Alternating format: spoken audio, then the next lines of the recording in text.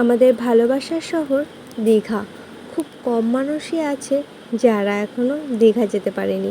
তাদের মধ্যে আমিও একজন ছিলাম, যার কিনা এর আগে দীঘা যাওয়ার সৌভাগ্যই হয়নি। অনেক প্ল্যান করা হয়েছে, অনেকবার অনেকভাবে, কিন্তু শেষ পর্যন্ত যাওয়া আর হয়ে ওঠেনি। তবে এইবার আমার মাস্ট যেতেই হবে। তবে কোনো প্ল্যান ছিল না আমাদের, হঠাৎ করেই আমাদের প্ল্যান হলো যে চলো কোথাও থেকে ঘুরে আসি, দীঘা থেকেই ঘুরে আসি। তো যেমনি ভাবা তেমনি সকাল সকাল ভোরবেলায় আমরা বেরিয়ে গেছিলাম দীঘার উদ্দেশ্যে। যেতে যেতে রাস্তায় দক্ষিণেশ্বর মন্দিরের চূড়াটা দেখে মনটা খুবই খুশি হয়ে গেছিল। মায়ের মন্দির দেখে আর গঙ্গার ধার দিয়ে যেতে যেন মনটা আমাদের খুবই আনন্দ হয়েছিল। মনে মনে ভেবেই নিয়েছিলাম আজকে দিনটা আমাদের খুব ভালোই যাবে। সত্যিই তাই, দিনটা আমাদের খুবই ভালোই গেছিলো। যেতে যেতে একটু রাস্তায় ব্রেকফাস্ট করে নিলাম। এখানটা বেশ সুন্দর লাগছিল, একটু 2 মিনিট আমরা দাঁড়িয়েও নিলাম। চাটা খেয়ে ব্রেকফাস্ট করে আমরা এখান থেকে বেরিয়ে পড়লাম। গিয়েই আমরা সোজা একদম হোটেলের সামনে গিয়ে মানে এমন একটা হোটেলের সামনে আমরা গেলাম যে তার সামনেই ছিল আমাদের বিচ।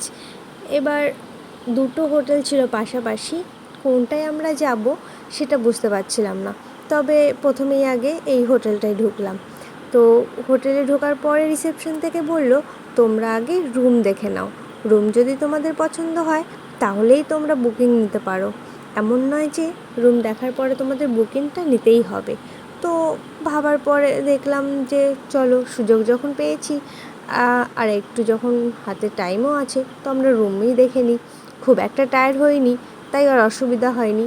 প্রথমেই এই রুমটা দেখে আমার বেশ মনের ভিতরে আনন্দই হচ্ছিল যে মনাকে নিয়ে এই রুমটাই বেশ মজাই হবে যদি আমরা এই রুমটা নিই।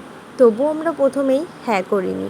যখন ওরা বলল, পাশের হোটেলটাও এদের সেমই কোম্পানির ছিল, তো ওরা বলল যে তোমরা যেটা ইচ্ছা তোমরা পাশের রুমগুলোও দেখে নিতে পারো।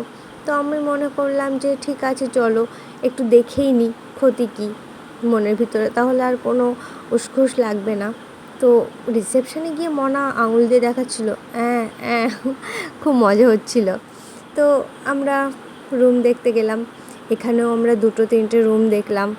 বেশ রুমগুলো সবগুলোই বেটার ছিল, তবে এই রুমগুলো একটু অন্যরকম লাগছিল। সবগুলো রুমই ভালো ছিল। আর মনাকে নিয়ে যেহেতু থাকবো সেটার জন্য আমরা মাথায় মনার কথা ভেবে সবসময় আমরা প্ল্যান করছিলাম। আমরা টোটাল 6টা রুম চেক করেছিলাম যে কোনটা ভালো লাগবে। আমাদের 2 দিন থাকতে হবে, তো সেই কারণের জন্য আমরা ভালো করে দেখে নিচ্ছিলাম যে কোন রুমটায় থাকলে আমাদের বেশি মজা হবে। তো প্রত্যেকটা রুমই আমাদের বেশ ভালোই লেগেছিল। এক এক রকমের ছিল, বেশ সুন্দর লাগছিল।